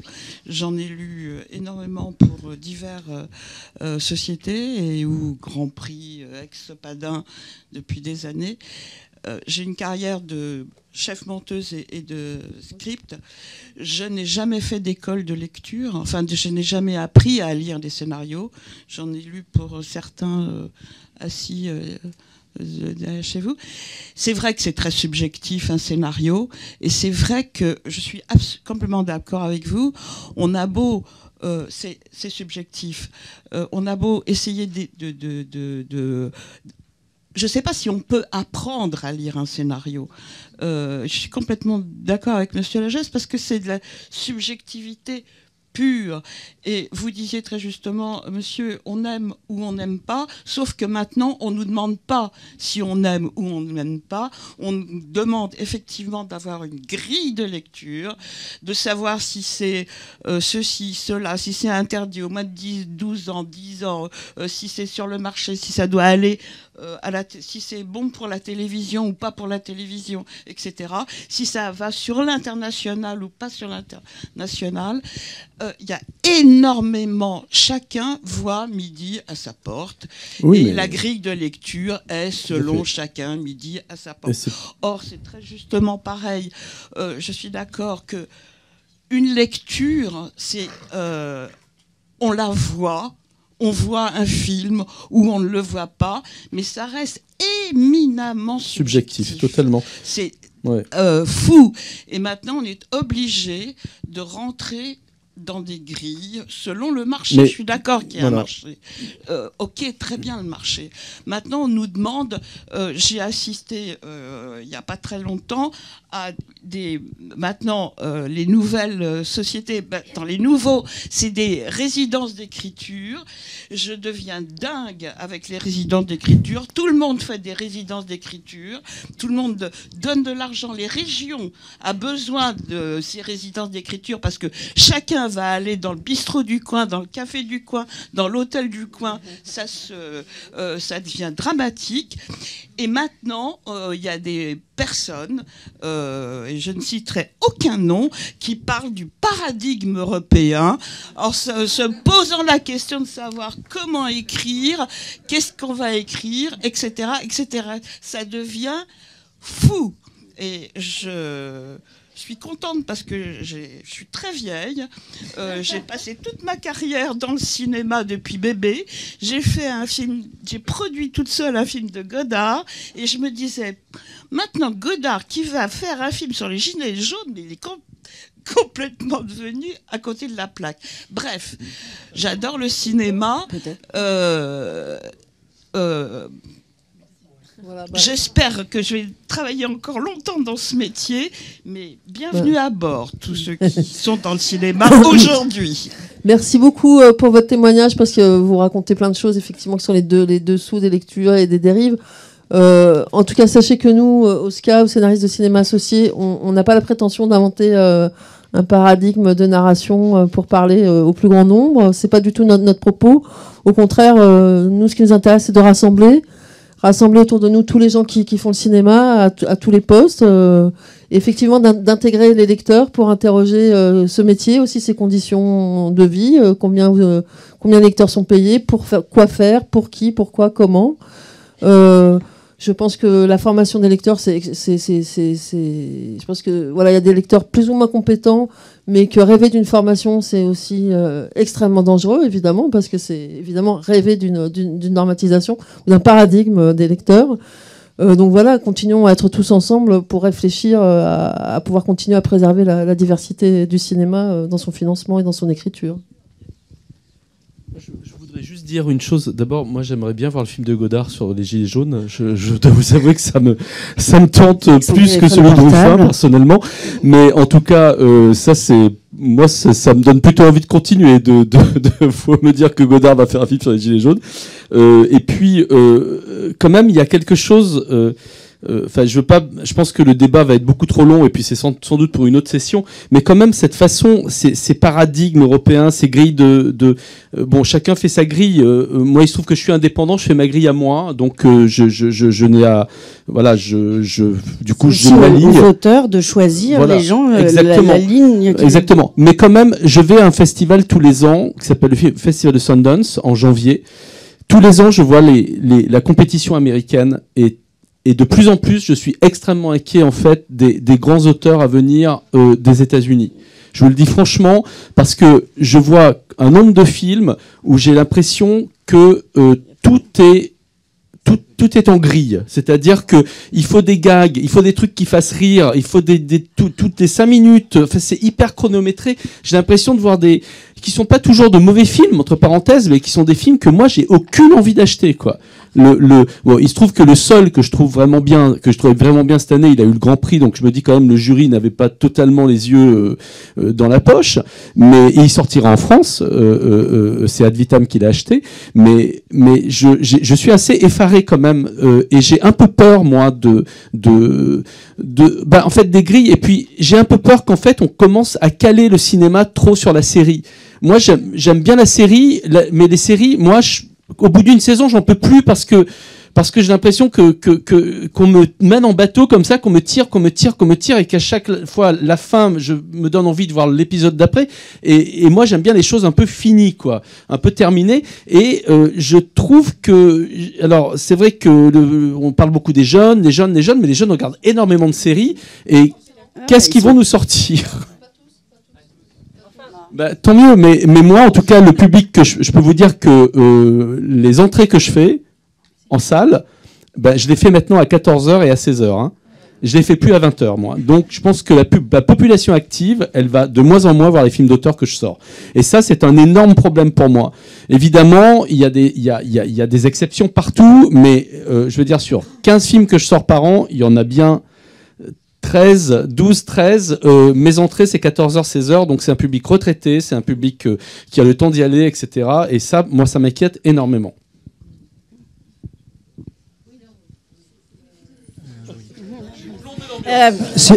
Non, mais on le sait. Moi, je voulais revenir sur la sélection des photos pour le film Max et Lenny.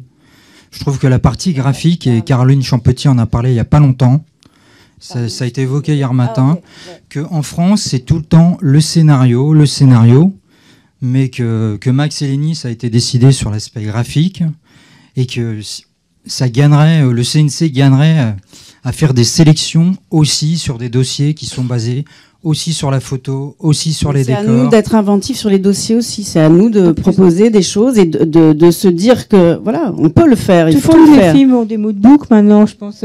Enfin, s'il y a des gens du CNC, ils pourraient vous le dire, mais pratiquement tous les films se présentent avec des photos. Quand les films sortent sur la production, on voit rien. Non, mais graphiquement en France, on voit pas grand-chose. Tu veux dire et Caroline Champetier l'a évoqué il n'y a pas longtemps à la BNF, elle est tout à fait d'accord. Elle se bat justement en venant au CNC, et il n'y a rien qui bouge. On voit tout le temps les mêmes films, filmés de la même manière, dans un appartement parisien. C'est quand même... c'est pas la faute du... C'est de moins en moins. Bah, c'est quand même la faute de décideurs, c'est quand même politique, parce qu'il faut quand même changer les choses. Sinon, c'est facile de dire « Ah bah oui, Netflix ». Mais à un moment, tout le monde panique aujourd'hui parce qu'il y a Netflix qui arrive, mais c'est avant qu'il fallait se poser des questions, parce qu'il y a Caroline Champetier, c'est pas n'importe qui dans le cinéma français. Elle en parle depuis longtemps, mais personne l'écoute. Mais c'est ce qu'on disait, c'est-à-dire qu'il y a un peu une prime au film sujet en ce moment, porté par pas mal d'investisseurs et de gens qui choisissent, des décideurs, et que toute la difficulté qu'on a, c'est d'aller de défendre des projets de mise en scène. L'image, enfin un scénario, c'est un outil et c'est un maillon du film, quoi. Un scénario n'est pas un film, quoi. Et quand les réécritures, elles tuent pas les films, elles tuent le désir éventuellement, elles peuvent tuer le désir de faire des films. Et nous, voilà, c'est pour ça qu'il faut qu'on arrive à défendre des visions d'auteurs, d'être persuasif avec les décideurs et d'essayer de mettre en avant la vision de l'auteur, les costumes, les décors, enfin tout fait film, le casting, tout est important dans la mise en scène. Et c'est pour ça que dans les commissions, moi je pense qu'il devrait y avoir, je suis désolée, un critère sélectif de connaissance de l'histoire du cinéma et du nombre de films vus, parce que réellement...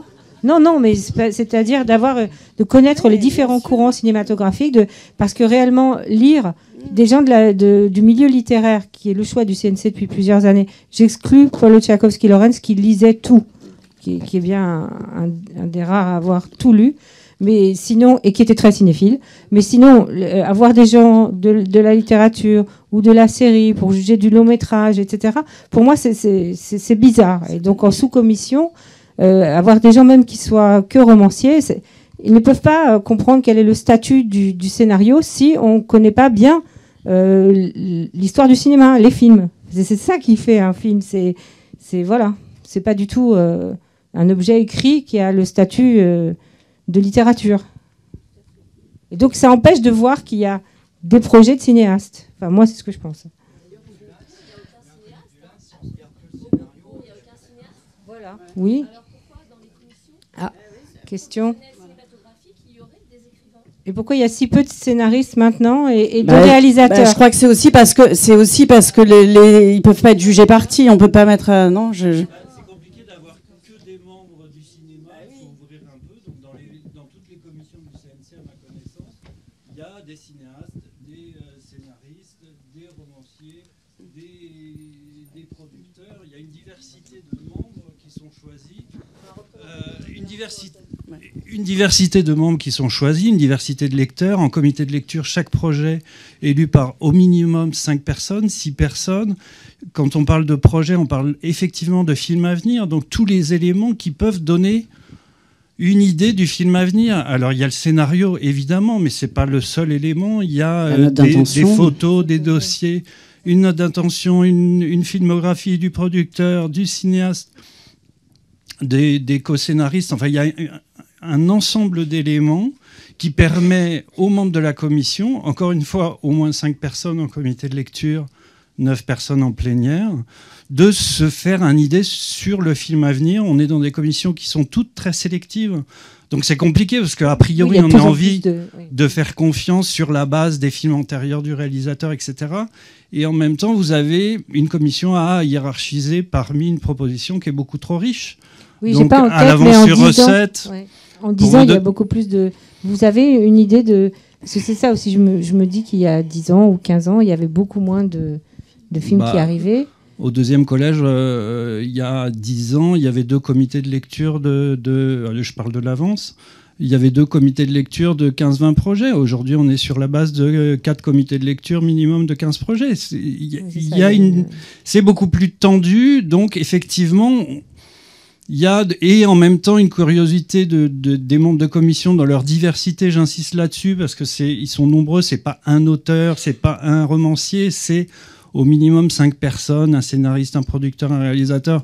Enfin, le nombre de gens qui, ici ou dans la salle, ont participé à des commissions, je crois que c'est inutile de le répéter, c'est pas une seule personne qui décide, c'est plusieurs, et en fonction de plein d'éléments variés.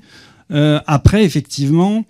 Il y a des films qui sont plus faciles à envisager que d'autres. J'ai entendu aussi les gens n'ont aucune idée du film à venir. Si on leur demande de lire la note d'intention, le scénario, les films précédents, les filmographies, le couple, producteur-réalisateur.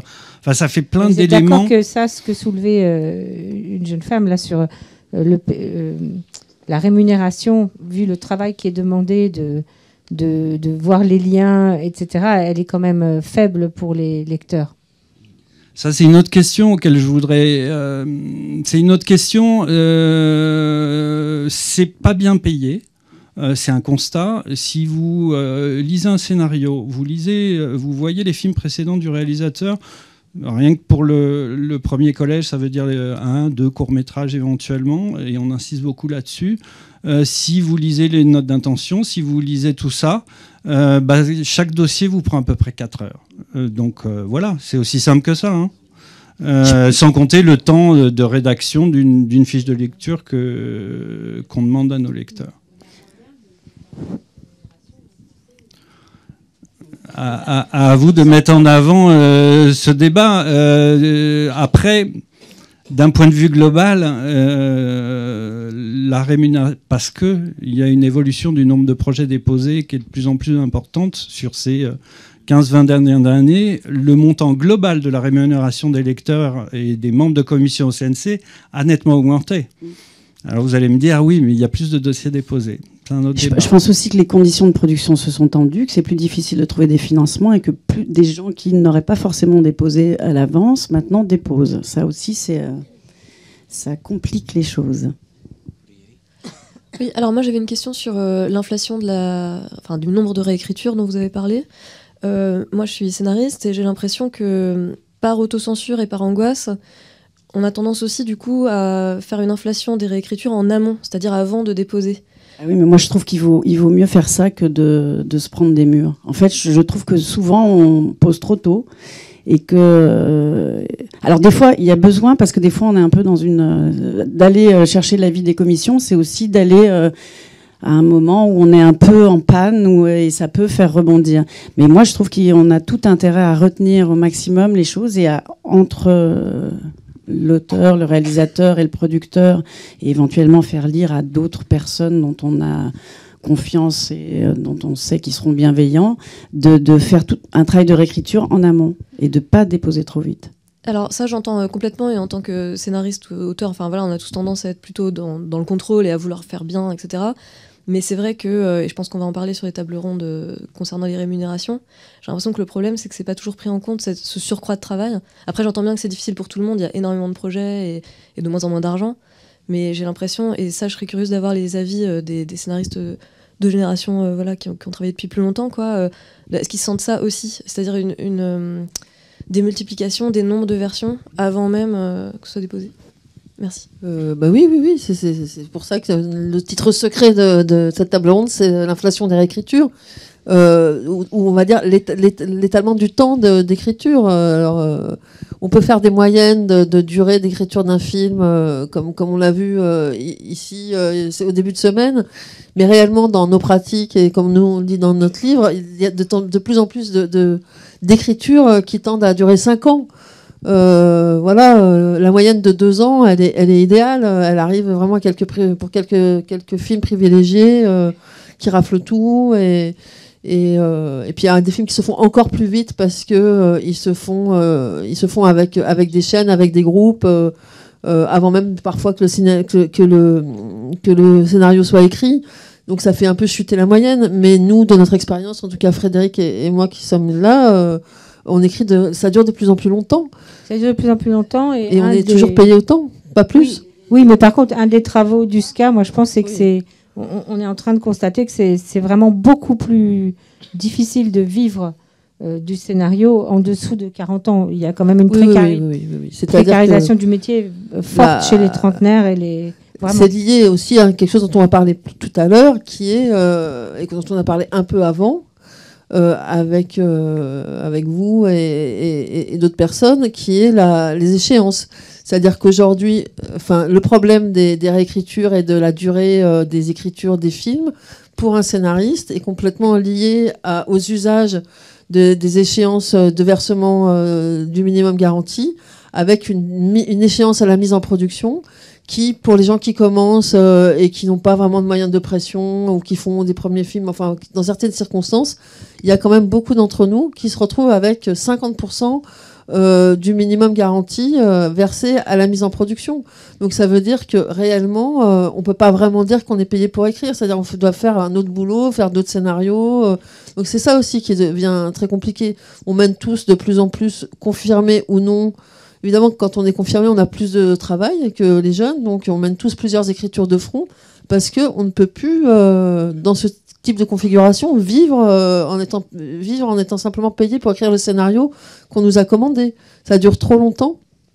Et la dernière échéance étant tellement énorme, on n'a pas le minimum garanti, même si on signe, on va dire, pour 20 000 €, la plupart des jeunes scénaristes, ils n'en touchent que 10 000 pour écrire pendant 3 ans. C'est ça les vrais chiffres. Hein. Donc ça, c'est quelque chose évidemment qui nous tient extrêmement à cœur au SCA, dont on va parler cet après-midi dans l'encadrement et je pense que notre lutte collective, elle va... Comment ? Ça complique la relation au réalisateur. Le réalisateur qui tourne pas souvent, il perd le statut d'intermittent. Il est en fin de droit quand il a fini de faire la tournée des salles avec son film. Donc il se retrouve lui aussi avec le statut d'auteur, qui est un statut très précaire, sans chômage. Enfin donc il y a une sorte de tout étendu.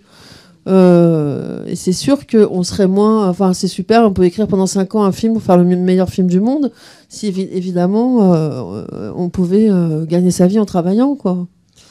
Excusez-moi, j'ai un peu plombé l'ambiance, mais tout ça est lié. Tout ça est lié. Nous ici, on fait des tables rondes sur des thématiques différentes, parce que il y a plein d'aspects, mais tous ces aspects sont liés. L'argent n'est pas, ça tient beaucoup aussi à cœur Oscar, c'est pas que une histoire de fric, parce que nous, on tient à continuer à écrire ce que nous, puisque tout est subjectif, on appelle des bons films. En tout cas, des films qui nous intéressent d'écrire. On est aussi des créateurs. On a envie de soutenir la mise en scène, parce que la collaboration avec un metteur en scène, pour nous, scénaristes de cinéma en France, c'est ça nous passionne, ça nous plaît. C'est pas du tout, on n'a pas du tout, en tout cas, Oscar, l'idéal d'une division du travail qui fait qu'on ne travaillerait plus en collaboration avec le metteur en scène. Donc tout ça, c'est des choses à préserver parce qu'il faut évidemment gagner, qu'on continue à pouvoir quand même vivre de notre travail, même modestement, et c'est de plus en plus difficile. Mais ça concerne plein de choses. Donc, effectivement, les réécritures, les commissions, comment on est lu, c'est un des aspects du problème. Et puis, comment on est payé, c'en est un autre. Mais le but, c'est quand même toujours qu'il y ait toujours des films intéressants qui arrivent à rencontrer leurs spectateurs, en tout cas. Alors soit c'est le mot de la fin. J'ai une question, enfin plutôt une réaction, mais c'est aussi une question. Je trouve que la discussion qu'on a eue à 80%, elle n'a pas tourné autour du poids du scénario dans le financement des films. Ce qui est ressorti, c'est les difficultés de financement public des scénarios, donc du cinéma, entre guillemets, d'auteur. Quelqu'un qui écrit... Moi, j'ai été assistant pendant 30 ans, premier assistant. J'ai fait le choix d'être très longtemps assistant réalisateur pour apprendre mon métier d'auteur et de réalisateur, en fait. Et là, c'est très dur. C'est très dur. J'ai écrit des courts-métrages qui n'ont jamais été financés ni par un producteur, ni par le CNC. J'ai écrit... J'en suis à mon deuxième long-métrage qui n'a jamais été financé par le CNC. J'ai eu un producteur sur mon premier long-métrage qui s'est sauvé. Moi, ce que je demande, c'est de la transparence, en fait. C'est-à-dire que si j'écris, je vais parler un peu vulgairement, si j'écris une merde, qu'on me le dise que c'est une merde. Et qu'on me dise, et j'attends la subjectivité, pour moi, c'est pas bon. Et ce que j'attends, si le projet intéresse un petit peu, ou ma personne intéresse un petit peu, qu'on me dise, dans telle direction, ça peut se financer. C'est-à-dire que moi, je veux bien passer Moi, je voudrais quand même répondre.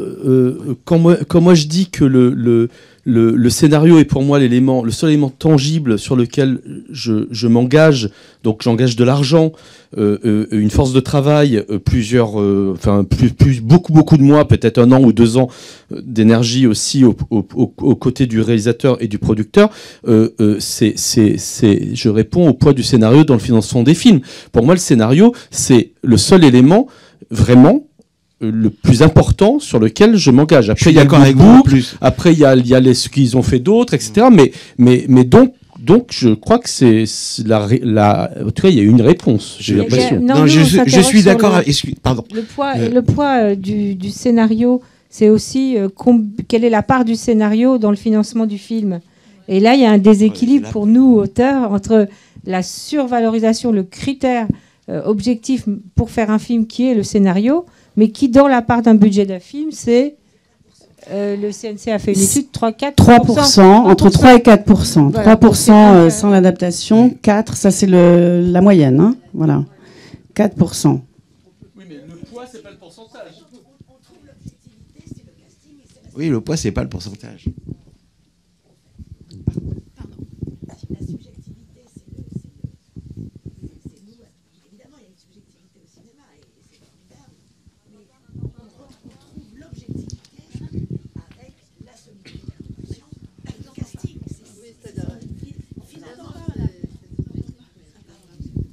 Non, je disais que heureusement, évidemment, que la subjectivité au cinéma est merveilleuse et que on a cette offre en France de production de films français et étrangers extraordinaire. Mais donc la subjectivité, c'est magnifique. Mais sur la question, le poids du scénario dans le financement, Elisabeth, merci de nous avoir répondu très franchement, 3%. L'objectivité, en fait, c'est la solidité de la production et c'est le casting. Voilà. Oui, enfin, moi, je sais pas. Il y a des moyens de pouvoir faire qu'il y a des paliers. On peut se décider sur des paliers de pourcentage pour augmenter la part des auteurs. Alors ça, on en parle cet après-midi à 15h, c'est ça, l'horaire ? Voilà, à 15h. Ça, c'est la part du scénario dans le budget du film. Le financement, c'est pas pareil que le budget. Enfin, le financement est... Voilà, sinon, Yannick n'a rien à faire là. Ça, vraiment, vous êtes les bienvenus à 15h. Ouais. C'est un sujet extrêmement important. Au SCA, on a un objectif dès la création du SCA, qui est l'indexation du scénario sur le budget du film. Alors, tout ça se négocie. Quelle assiette, etc. Ce soir, à 15h, il y aura tous les représentants des organisations d'auteurs, les représentants des producteurs qui représentent le SPI, l'UPC, quelqu'un qui représente la SACD, Xavier Lardou, directeur du cinéma au CNC, et ça sera vraiment sur la table. Aujourd'hui, enfin ce matin, on parle de l'objet scénario, de la lecture du scénario et de comment ils travaillent le désir de film, de ceux qui les font et de ceux qui les écrivent, de ceux qui les fabriquent, de ceux qui les financent, et voilà. Juste sur, j'ai l'impression qu'il faut absolument qu'on arrive à restaurer. Il y a quelque chose d'abîmé parce que je pense que la brutalité du marché nous abîme tous et nous fait perdre notre croyance. Et je crois que c'est très important qu'on arrive, parce qu'on est finalement les auteurs, les réalisateurs, les producteurs, on est ensemble face à cette réalité-là et que il faut. J'ai l'impression que quelque chose est abîmé et que je trouve que c'est vraiment bien qu'il y ait ces rencontres-là pour qu'on se parle. Voilà. Et moi, je voudrais juste répondre du coup à votre question, parce que vous n'avez pas tout à fait tort en soulevant ça. Mais après, comme on disait... Et vous êtes productrice, d'accord, comme ça c'est enregistré. Non, simplement pour dire, c'est vrai que un bon scénario reste un scénario sur lequel on a envie, avec nos critères subjectifs qu'on a tous, reste un scénario sur lequel on a envie de partir, et on ne partira pas sur un mauvais scénario parce qu'on a un casting qui est derrière. Donc il est évident qu'un bon scénario, c'est le b.a.-ba pour aller plus loin, mais c'est évident aussi qu'il y a une réalité, qui est une réalité économique, et que c'est pas le cas pour tous les films, selon la typologie de film sur laquelle on se situe, mais il est évident qu'un certain casting, un certain producteur d'expérience sur lequel on peut compter et on sait qu'on aura une garantie de bonne fin, une garantie de livraison du film, sont des éléments qu'on est obligé de prendre en compte à un moment donné. Mais qui ne sont pas forcément pertinents, puisque le nombre de films avec des acteurs catégorie A, que ce soit Sophie Marceau ou autres, qui se sont plantés, ne font pas réfléchir les gens sur la question. Il y a autant de films avec des inconnus chez Erazade qui fonctionnent que de films avec des stars qui... Heureusement, mais à un moment donné, quand vous adressez à des gens qui financent, ils ont besoin d'avoir des garanties, et si ce n'est pas des garanties, en tout cas un élément de vraisemblance à minima. Et c'est vrai que c'est... Voilà. Et ces éléments-là existent. Après, heureusement qu'il y a des films qui sont avec des castings qui ne sont pas connus. Et heureusement, c'est ça qu'il faut, c'est vers ça qu'il faut aller. Sur les comédies de marché, il n'y a que le casting qui fonctionne. C'est-à-dire que c'est quand même pas la qualité des scénarios. Je pense que tous ceux qui doivent lire ça doivent quand même pas trouver ça hyper bien. Mais ils se disent le casting est super, donc on va y aller. Mais voilà, c'est dans l'ADN de la comédie de marché qui va chercher un certain public, etc. Donc on n'est pas obligé de faire ces films-là. Et il faut des... Mais non, puis je pense qu'ils se feraient recevoir, même par les mauvais lecteurs, qui seraient quand même capables de reconnaître que c'est des mauvais scénarios. On est obligé d'avoir des critères aussi subjectifs. C'est-à-dire que je veux dire, pour mettre de l'argent dans un film, etc., s'engager, je veux dire, on peut pas juste, si on se dit à chaque fois, mais oui, mais il y a des contre-exemples tout le temps, on fait rien, ou on fait tout. C'est ça le truc, c'est-à-dire, je veux dire, on est bien obligé de prendre des décisions sur le script et d'avoir notre propre grille de lecture et de décision. Ça, c'est les distributeurs avec leur goût. Les chaînes, par exemple, sur le casting, finalement, on pense que les chaînes, elles sont sur les films d'auteur. Les chaînes, elles sont pas très, elles sont pas exigeantes là-dessus. Leur exigence c'est pas là-dessus. C'est si elles ont besoin de films d'auteur, elles vont un. Si elles en ont pas besoin à cet instant T, ben voilà. Et le casting finalement, si le projet est porté par quelque chose d'assez fort, ils vont pas contre. Ils vont pas contre nous, contre les choix du réalisateur et contre les voilà. Alors excusez-moi, on a déjà dépassé de 20 minutes. Merci de 10 minutes puisqu'on a commencé avec 10 minutes de retard. Merci beaucoup à tous. Merci à nos invités et à bientôt pour de nouvelles réflexions communes.